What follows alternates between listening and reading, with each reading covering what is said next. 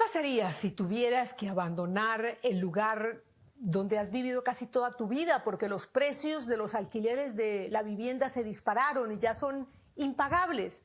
En muchos casos, el auge del turismo y la llegada de extranjeros ha reconfigurado de tal forma tu barrio que ya casi ni lo reconoces. Bueno, este fenómeno se llama gentrificación y está avanzando en las grandes ciudades, no solo de Europa, de Estados Unidos, pero también de América Latina. Y en los últimos días, de hecho, hubo 2 marchas en la Ciudad de México por este tema. Esta es la segunda marcha antigentrificación que se lleva a cabo en la Ciudad de México. Esta vez fueron convocados al sur de la ciudad y caminan en estos momentos por Avenida Insurgentes. Claro, es que la tendencia allí se ha disparado debido no solo al turismo en general, sino a la proximidad del Mundial de Fútbol.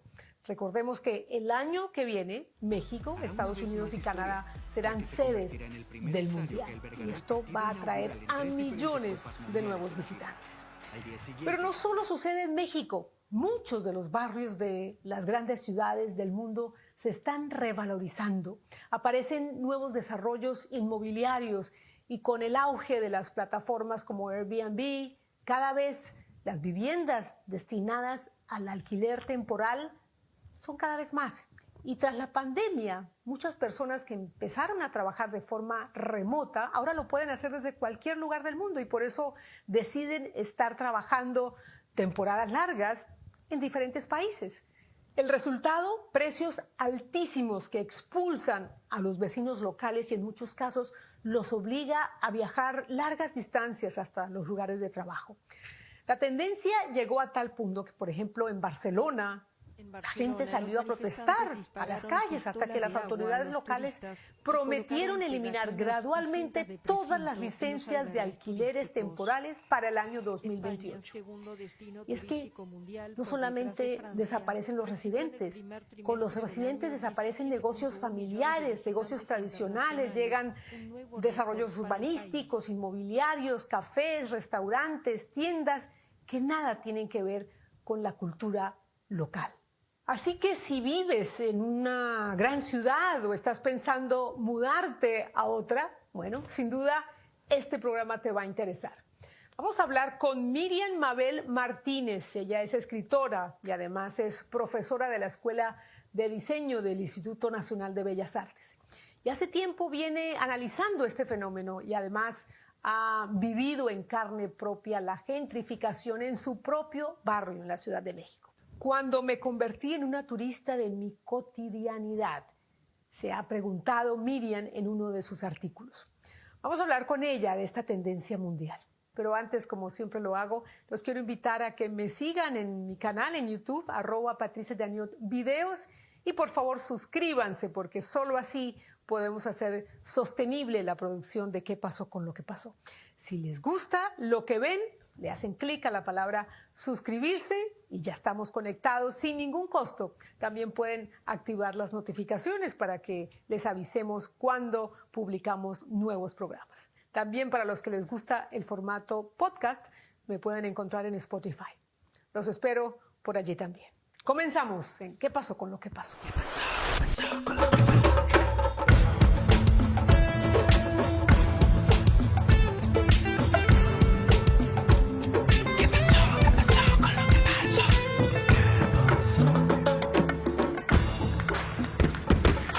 Miriam Mabel, gracias por acompañarnos en ¿Qué pasó con lo que pasó? Para hablar de un tema que para muchos en nuestra región es relativamente nuevo, aunque es un fenómeno que viene ocurriendo ya durante muchos años en muchas partes del mundo. Estamos hablando de la gentrificación.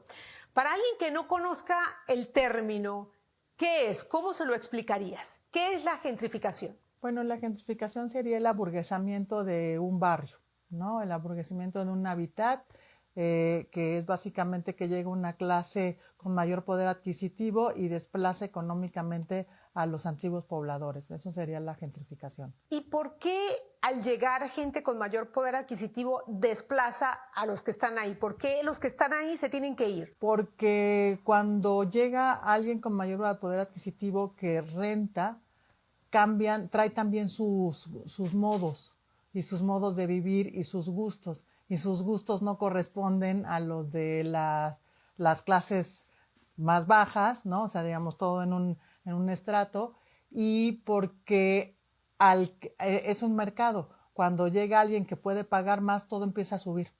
Eso es en todo, en cualquier parte. Llega alguien que puede pagar más una renta, suben las rentas, pero suben todos los servicios. Entonces las personas se tienen que ir porque no les alcanza a pagar esos servicios, y los servicios también cambian. Claro, se encarecen. Ahora, ¿qué hace que un barrio donde vive gente de menor poder adquisitivo se vuelva atractivo para estos jóvenes o gente que quiere vivir, ¿no? De repente más cerca de los centros de las ciudades, en fin, ¿qué hace atractivo estos barrios? Hace atractivo estos barrios que son céntricos, que están comunicados, que están conectados, que tienen transporte y que se van poniendo de moda. O sea, básicamente que se van poniendo de moda porque antes no vivían, digamos, antes los centros históricos se fueron abandonando porque se vivía en la suburbia, ¿no? O sea, han cambiado nuestros modos de vivir. Eso también es lo que tendremos que ir viendo. Por ejemplo, en la Ciudad de México, las colonias que ahora son las más gentrificadas, que son la Roma Condesa, todo este corredor, pues una zona que fue abandonada después del 85 porque quedaron devastadas por los temblores. Entonces la gente no iba a vivir ahí porque eran peligrosas, porque se caían los edificios, porque el eco del temblor, de los dos temblores del 85 estaba todavía muy presente en todo el centro de la ciudad, ¿no? Que fue el más afectado. Con la llegada de esos nuevos residentes también viene un proceso urbanístico, ¿no? Del barrio, vienen los constructores, los inversores, en fin. ¿Qué pasa simultáneamente con la llegada de estos trabajadores, digamos, que tienen un poder adquisitivo mayor que los residentes de estos barrios? El fenómeno que se da ahora, de lo que se está quejando mucha gente, y hay como un desplazamiento muy económico, tiene que ver también con el fenómeno del turismo. O sea, durante la pandemia, la gente pues no podía salir de sus casas, y mucha gente de fuera así como se fue gente de la Ciudad de México hacia el campo para tener otro tipo de vidas, también llegó gente del extranjero a vivir acá, pues porque también vives mejor, es más barato, digamos, si acaso hay tanto residente extranjero también en la Ciudad de México, también tiene que ver que ellos han sido desplazados de sus lugares de origen, ¿no? O sea, todo esto es una cadena, un dominó de desplazamientos, ¿no? Entonces, cuando lo que sucedió en la Roma Condesa es que cuando se convirtió, digamos, antes de la gentrificación, como lo estamos viendo ahora, en un barrio muy atractivo, hipster, digamos, donde estaba la moda, donde era muy atractivo, se volvió muy atractivo para la inmobiliaria. Entonces, mucha gente quería venir a vivir aquí. Y cambiaron los modos, había muchas casas de Art Nouveau, porque había otro tipo de vida antes, muchas familias, y la gente mayor empezó a vender sus casas. También se va muriendo la gente, van pasando otras generaciones. Venden sus casas, mucha gente empezó a hacer condominios, pero pues al principio hacían condominios de 5 pisos, o sea, todo iba como más lento y menos, con menos avaricia, diría yo, ¿no? Entonces llegaron la inmobiliaria y entonces empezó a verse que era un buen producto, ¿no? Que era muy atractivo porque estas zonas quedan, además de que tienen los transportes públicos muy cerca, están muy bien conectadas. Ahora, Miriam, Mabel, cuando tú dices que cambian los modos, no solamente, bueno, porque se paga más, porque las casas se convierten en edificios, ¿qué más cambia en el barrio? Cambian los gustos, no sé, por decirte, yo cuando llegué a la Condesa, ¿no? Que fueron pues, en los 90s, no sé, había, por ejemplo, fonditas, ¿no? Para nosotros fonditas son lugares donde te dan de comer, ¿verdad? Y eran como para los trabajadores, mucho más modestas, entonces se empezaron a dar cuenta ellos mismos quién eran los pobladores más jóvenes, y entonces empezaron a poner otras variedades, ¿no? O sea, se volvió como un poco más gourmet, digamos, ¿no? O para los jóvenes. Entonces empezaron a aparecer espacios, restaurantes para gente más joven, ¿no? Y empezó también a aparecer una necesidad de estar afuera, ¿no? Como esto de gozar el espacio público. También tiene que ver con eso, con la apropiación del espacio público. Entonces, va cambiando esto, pero convivíamos.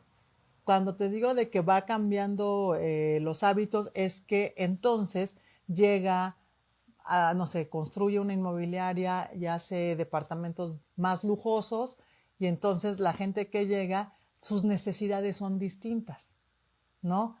Ya no quiere un tianguis, ¿no? Ya no quiere al cerrajero, ¿no? Porque no va bien.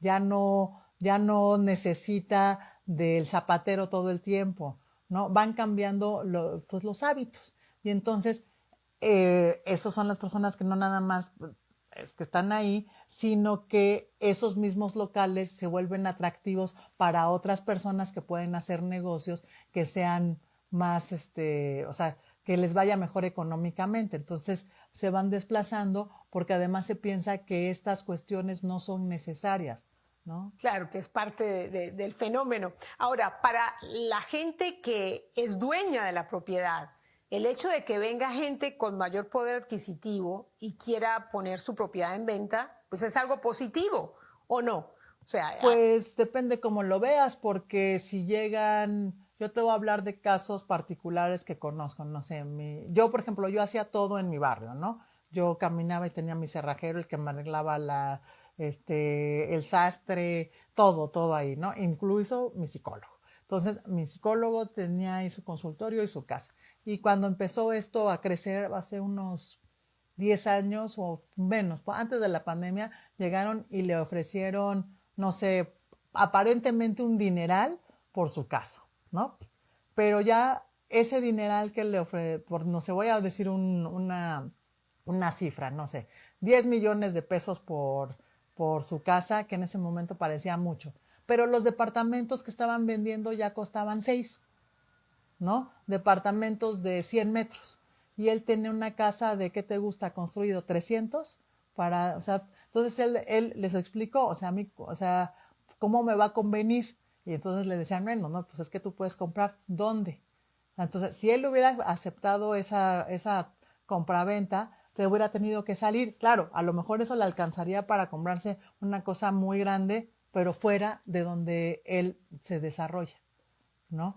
Y entonces él dijo, no, yo no me voy a ir, yo prefiero mi casa. Entonces le decían, pero te podemos dar un departamento, pero yo no quiero vivir así, ¿no? Entonces van cambiando, o sea, sí te pueden ofrecer mucho dinero, pero ¿para qué te alcanza? claro, después con ese mismo dinero no puedes comprar el mismo espacio en el que vives, en el que creciste, en el que convives con tu comunidad, claro que sí. Ahora, Miriam Mabel, ¿cuál es la diferencia entre revitalizar un barrio, ¿no? Entre una revitalización urbana con la gentrificación? ¿Hay una diferencia allí? Yo creo que en la revitalización conviven las clases sociales, ¿no? O sea, hay una idea de convivencia donde hay un espacio para todos, ¿no? Yo cuando llegué a vivir a La Condesa, no sé, mi cerrajero vivía ahí en mi misma colonia, ¿no? Y él se atravesaba unas calles y llegaba a su trabajo, ¿no? Su trabajo estaba ahí, por eso había puesto su cerrajería ahí, porque él era de ahí, ¿no? Entonces, es como todos nos podemos responder más a la convivencia. Cuando se gentrifica, pues te digo, cambian los hábitos, cambian los precios, y lo que se quiere es como remozar, digamos, no remozar, sino aburguesar tanto un espacio, porque lo que se está viendo es la plusvalía, ¿no? Entonces es como ver, es una inversión. Entonces, todo tiene que ver que sea una inversión. Entonces, llegan restaurantes muy lujosos, llegan boutiques, ¿no? Pero entonces ya no son los servicios de antes, y a la vez también van generando otros problemas, ¿no? ¿Cómo cuáles? El ruido. O sea, el ruido es una cosa desquiciante.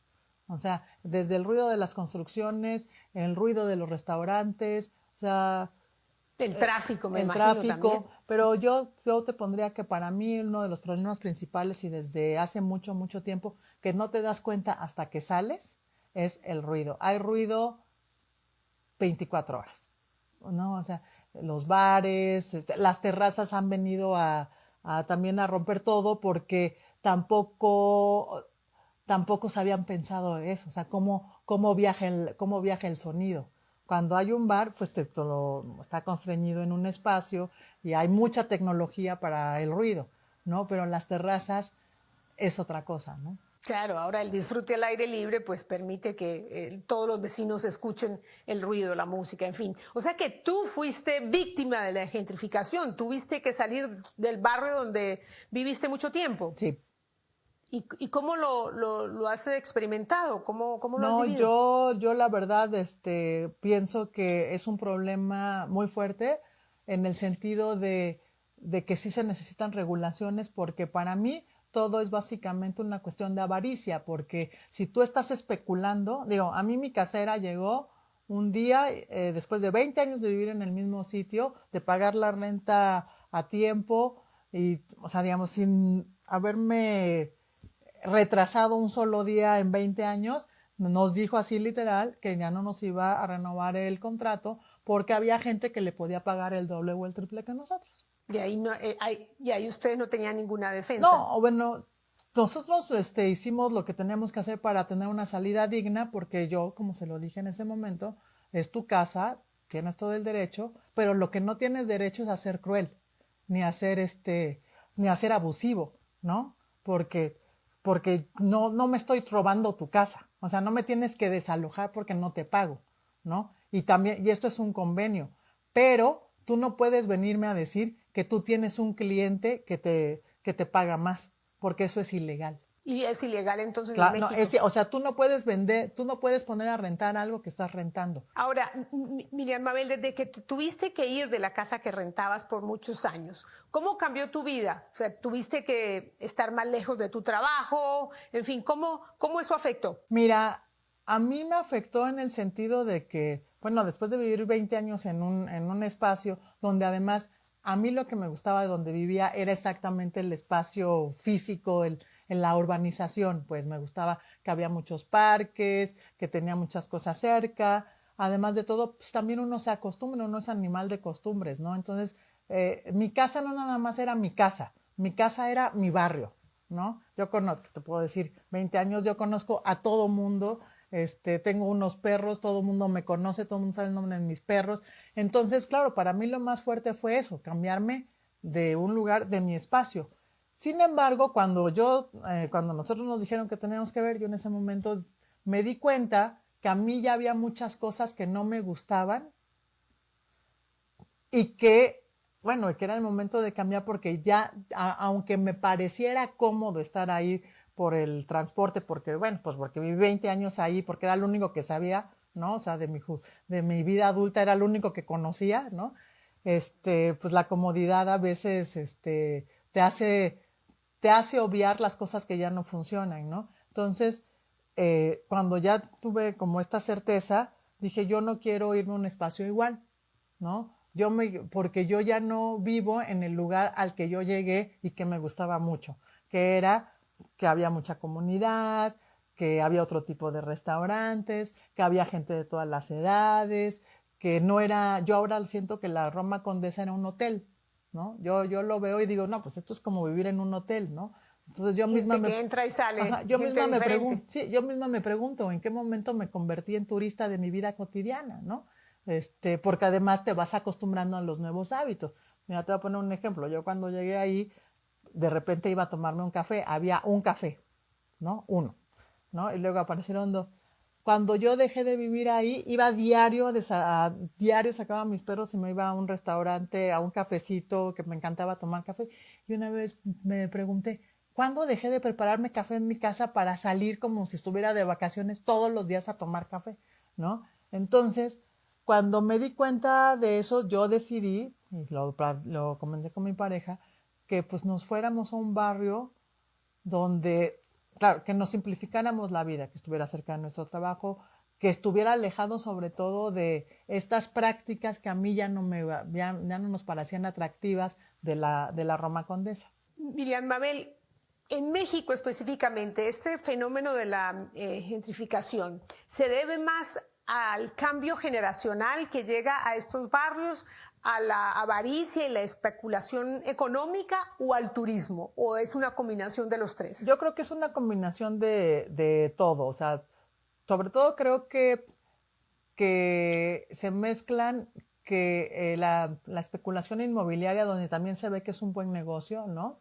El desarrollo inmobiliario, donde son zonas muy céntricas, lo que te digo, yo insisto en lo céntrico porque eso es muy atractivo, ¿no? Que te queda todo, que te queda cerca del Bosque Chapultepec, que te queda cerca el centro, ¿no? Y yo siempre pienso, bueno, uno se tiene que mudar para ver qué es lo que te tiene que quedar cerca, ¿no? A lo mejor a ti uno le tiene que quedar cerca otras cosas, ¿no? Pero creo que después de la pandemia que empezó a hacerse el home office, pues como que se revolvió, porque entonces vinieron muchas personas de otros lugares a vivir, por lo que te digo, o sea, también si hay muchos extranjeros en México, que sí los hay, no creo que no son el problema, ellos también son desplazados de otro lugar, ¿no? Ellos también vienen hacia el sur porque sus rentas son, o sea, impagables. No sé si vives en Nueva York y con $2,000 te rentas un cuarto de 10 metros, no, bueno, pues en Claro, México, en pues, México te vas a encontrar ¿no? un lugar Entonces, más claro, espacioso. lo que les ayuda es el tipo de cambio, ¿no? Y es muy entendible. Yo creo que el problema es la especulación inmobiliaria, porque lo que sí veo es que como pasó en el siglo pasado, antes de o sea, digamos, después de la revolución aquí, es que otra vez el dinero está en pocas manos, porque los dueños de estos lugares no es la gente, son unos cuantos, que son los que rentan, son los que construyen. Y tú dirías, no, bueno, están construyendo y entonces yo puedo comprarme un departamento.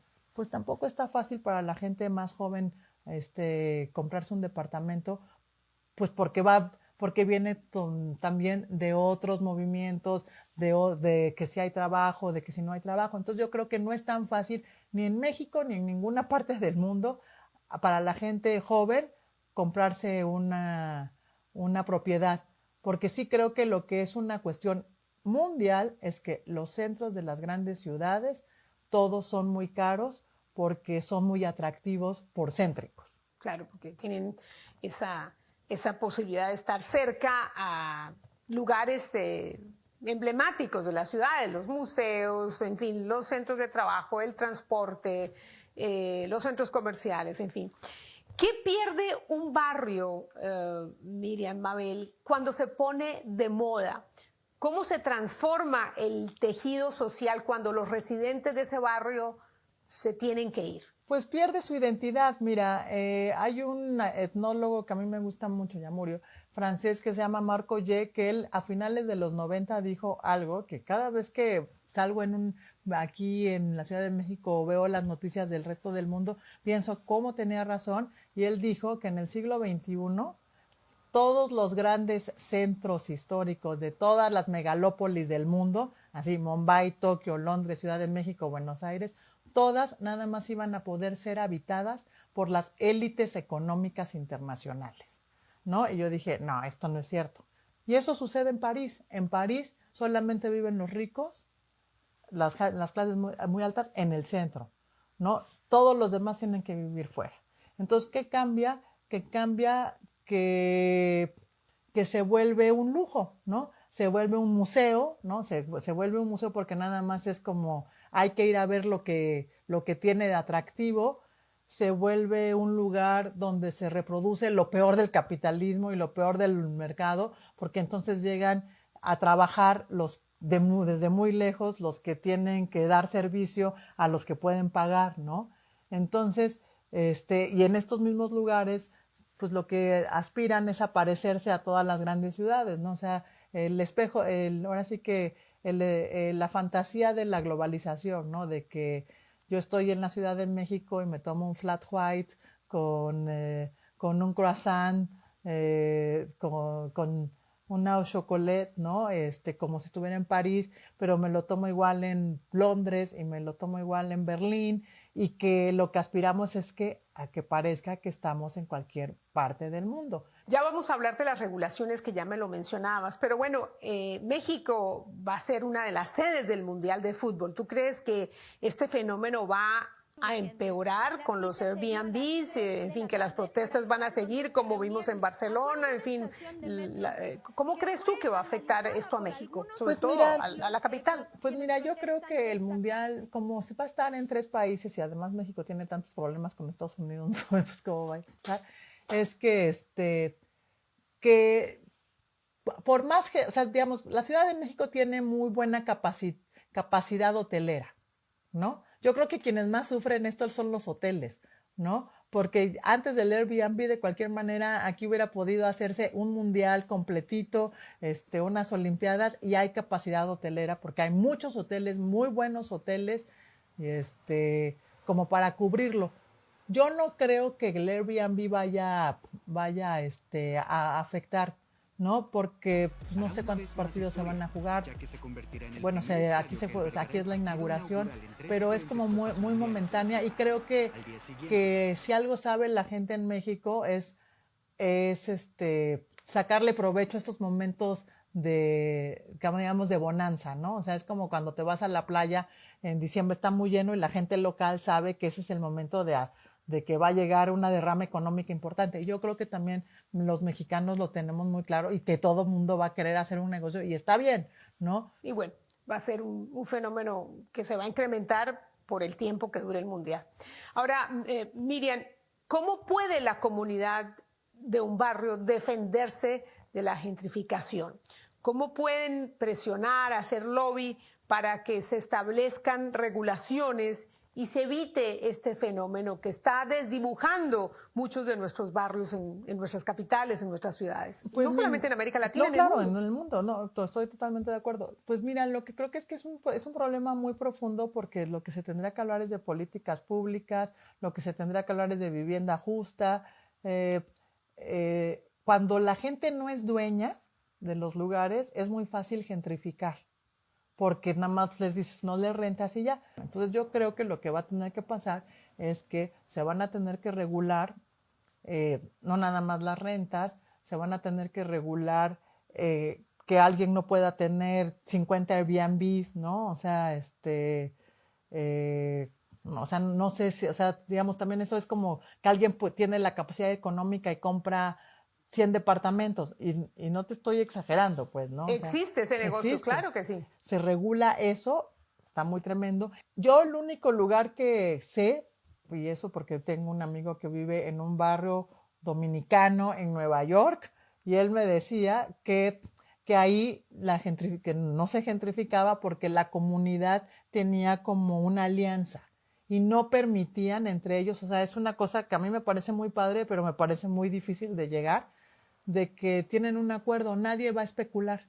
O sea, si alguien llega a mí y me dice, yo te doy 15 millones y valen 8, o sea, que no se me hagan así los ojitos de que me voy a hacer millonario, o sea, y que si algo lo están vendiendo, procuran que alguien de la misma, digamos, de su mismo grupo lo pueda comprar. Entonces, tengan la primera opción. Tengan la primera opción, y entonces están ellos ahí, y hay como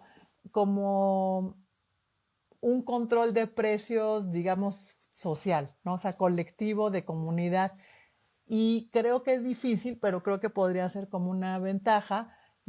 Pero yo acá lo que veo es que pues ganó la especulación, ¿no? La especulación. Pero ¿qué políticas públicas, aparte del control de renta, de esta otra opción que me has mencionado, limitar el número de unidades que un propietario puede tener para rentar, qué políticas públicas tú crees que adicionales se podrían implementar sin que esto frene el desarrollo urbanístico, que finalmente pues el crecimiento urbano tiene que suceder? No, claro, o sea, pues yo creo que tendrían que recuperar inmuebles y hacerlos de vivienda social, no sé, creo que esta es una idea que ha tenido el gobierno de la Ciudad de México, como eso de recuperación.